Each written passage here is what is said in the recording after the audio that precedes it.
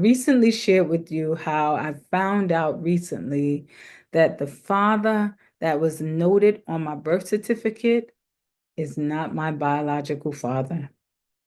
It has been such a revelation. I mean, first I was led to this information and I doubted it. I really was baffled and kind of like, no, this can't be. He must be a sibling or something. He cannot be my father. But then I found out I had an aunt and I had a cousin, and I reached out to them, and that aunt was my cousin's mother, and that man was her mother's brother. So without a doubt, he's my father. And then all the other cousins that it lists were all related to these people. They're all related. But I was never looking for a father. You got to understand. I was looking to find out information about the man who's on my birth certificate, the man who had been in and out of my life, show up here and there, took us out one time somewhere I can't even remember. He took me out with one of my siblings, but it was not memorable. I don't really know that man. So I never really knew him. So I was always curious about him and his people. So there came the questions that pissed my mother off. But something in me didn't even care about that. All I cared about was who my father was so I could learn more about myself. So sometimes I would have his picture up and I would tell him about his children because his children were having struggles. And I would tell him, like, you need to help your children. Like, I'm not sure why they're like that. My brother and my sister, they're very much alike and they look alike and they look like the man on my birth certificate. I don't look like him. But I never really read into it because I favor my mother. So I'm telling you, it's been like a revelation because my father, the one on my birth certificate, told me I had a brother out there.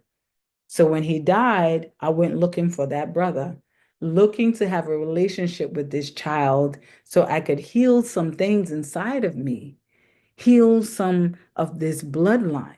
I'm sorry, that's not my work to do. When I met my father's side, I realized we got work to do on this side. We got a lot of work to do, and we got people that are willing to do the work on this side. Now, a week before I met my father's people, I was talking to one of my siblings and some of my nieces, and I was telling them how they don't really understand what family is supposed to look like based on some of their actions. And I was showing them that this is something that happened a long time ago, but it's still here. It's still prevalent in our relationship to this day. Like, I love you, but I don't accept this behavior, and I don't want you to think it's normal behavior.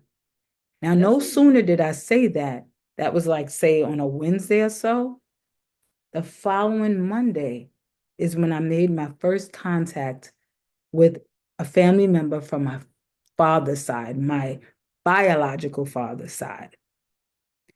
And once I told her who I was, and I confirmed that her mother was my aunt, which was my father's sister, the floodgates flew wide open.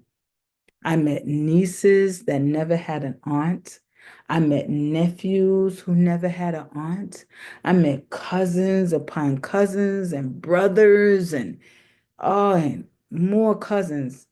The only unfortunate thing about this story is my father, my biological father, crossed over a year and a half ago.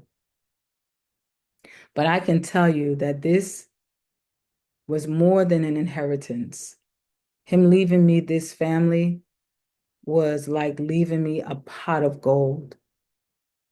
They are the family that I've always wanted. I have more to share regarding this amazing story. Thank you for watching.